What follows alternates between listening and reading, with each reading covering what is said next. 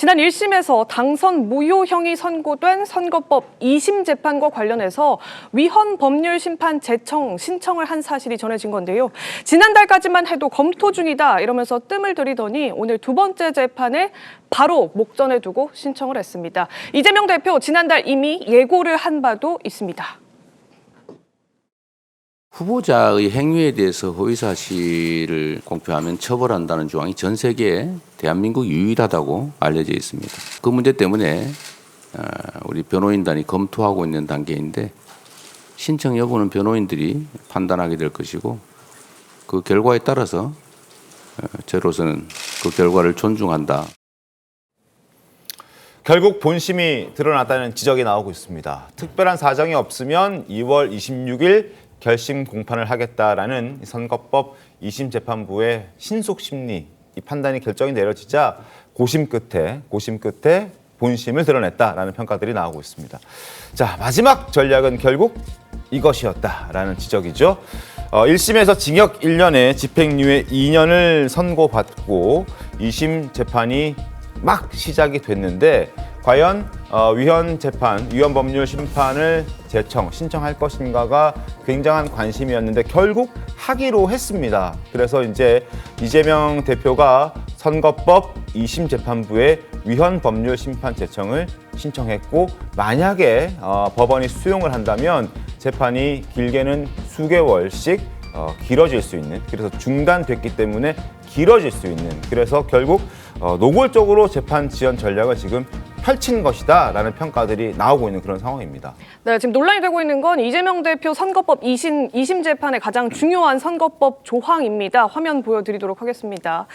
선거법 250조 1항입니다. 당선될 목적으로 연설과 방송, 신문 등의 방법으로 출생지, 가족관계, 직업, 경력 등에 관해서 허위사실을 공표했을 경우에 5년 이하의 징역 또는 3천만 원 이하의 벌금에 처한다. 이런 조항이 공직선거법 안에 있는데 이재명 대표 측에서는 특히나 이 조항 가운데 경력 뒤에 붙은 행위 등에 관해서 허위사실을 공표한 경우에는 5년 이하의 징역, 3천만 원 이하 벌금에 처하는 부분이 이 행위에 대한 규정이 좀 모호하다. 이렇게 해석될 수도 있고 저렇게 해석될 수도 있는 이 행위라는 표현이 문제가 있기 때문에 이 법조항에 대해서 위헌 여부를 따져봐야 된다. 이런 주장을 하고 있는 겁니다. 그러나 지난 2021년 헌재가 과거에도 이재명 대표의 이런 똑같은 지적이 있었을 당시에 입장을 내렸던 바가 있습니다. 그 목소리 직접 들려드리겠습니다. 후보자가 자신의 행위에 관하여 허위사실을 공표하는 것을 처벌하는 공직선거법 조항은 그 대상이 후보자의 자질, 능력 등과 관련되어 후보자에 대한 공정한 판단에 영향을 줄 만한 사항으로 한정되므로 주행법정주의 명확성 원칙에 위배된다고 볼 수 없고 공직선거법 제250조 제1항 중 당선될 목적으로 기타의 방법으로 후보자에게 유리하도록 후보자의 행위에 관하여 허위사실을 공표한 자에 관한 부분은 헌법에 위반되지 아니한다. 헌법에 위반되지 아니한다라고 저렇게 밝혔음에도 불구하고 이재명 대표 측은 모호하다는 입장을 갖고 있습니다. 그래서 지금 신청을 다시 하겠다 이런 입장을 했고 아마 재판부의 판단을 기다려봐야 되는 그런 상황인데 어찌됐든 노골적으로 재판 지연 좀 전략을 펼친 것 아닌가라는 비판은 나오고 있지 않습니까, 임석 대변인? 예, 이재명 대표는 이제 모든 걸 다 걸고 있는 것 같습니다. 네. 정책 측면에서도 완전히 우클릭을 떠나서 우현으로 급변침을 하고 있는데 재판까지도 이제 노골적으로 나는 그냥 연기하겠다. 네. 뭐 비판 받더라도 나는 연기해서 선거 나가겠다 이런 의지를 뭐 명백하게 드러내는 거죠. 뭐 말씀하셨지만은 네. 이게 처음도 아니고 또 헌재에서 판결 내린 게 결정을 내린 게 한 4년 정도밖에 안 됐잖아요. 네. 그 사이에 뭐 사회가 변하고 우리 인식이 변했으면 모르겠는데 똑같은 걸 가지고 이렇게 하겠다는 거 결국 이재명 대표 최종 목표는 2심 나오기 전에 민주당 전당대회를 통과를 해서 대선 후보가 되는 것 아마 그걸 겁니다. 그래서 이제 타임 스케줄을 잡는 건데 글쎄요 법원에서 이걸 어떻게 판단을 할지 네. 이재명 대표의 판단이 제가 볼 때는 옳은 판단이 아닐 것이라고 저는 단언할 수 있습니다. 알겠습니다. 네, 이 위헌 심판에 대해서 청구를 하게 되면 이재명 대표가 받고 있는 재판 일정이 정지되기 때문에 여당에서는 재판을 지연시키려는 목적이다. 이런 주장을 지금 계속해서 내놓고 있습니다.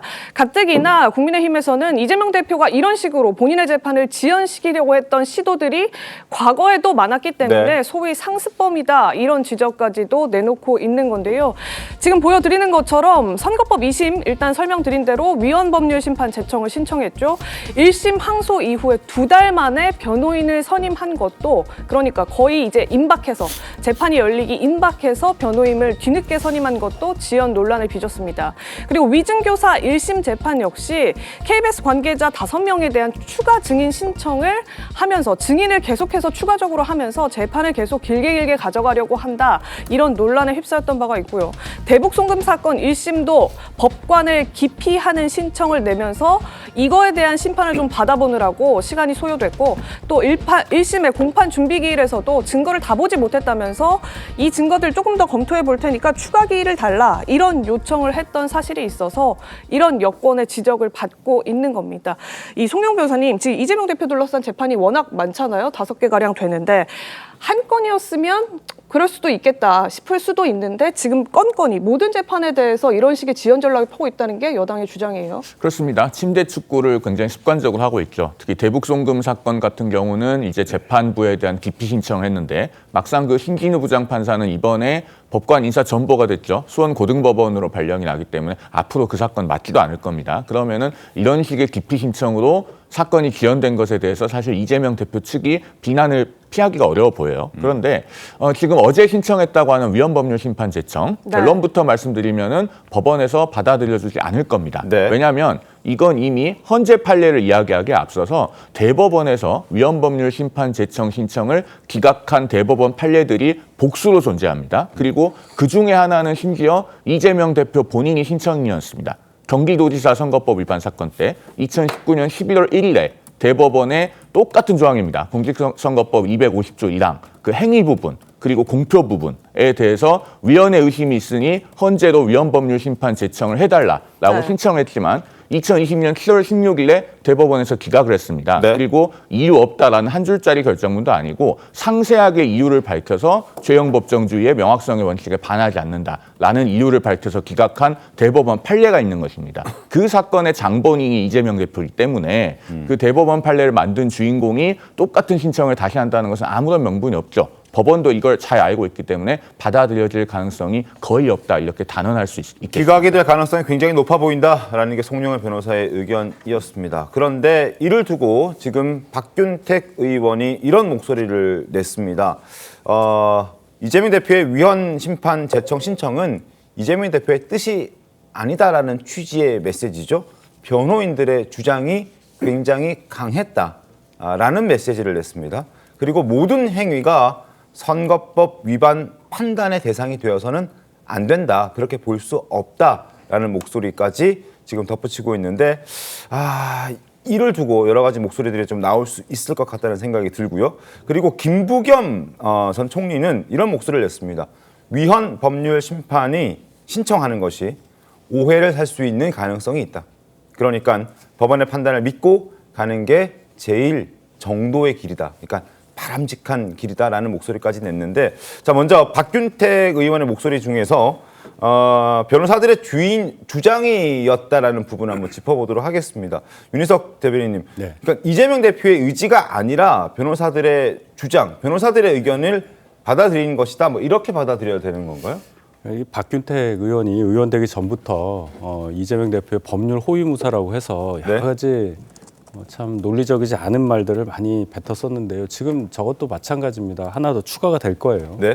변호인이 판단해서 한다. 그것을 고지고대로 그럼 이재명 대표는 원치 않았는데 변호인들이 이거는 안 되겠습니다 해서 했다 이런 얘기 아니겠어요? 그 얘기는 그만큼 이 주장이 위헌법률 심판 제청 행위 자체가 정치적으로 또 자연인들이 봤을 때 대중들이 봤을 때 자연스럽지 않다는 거예요.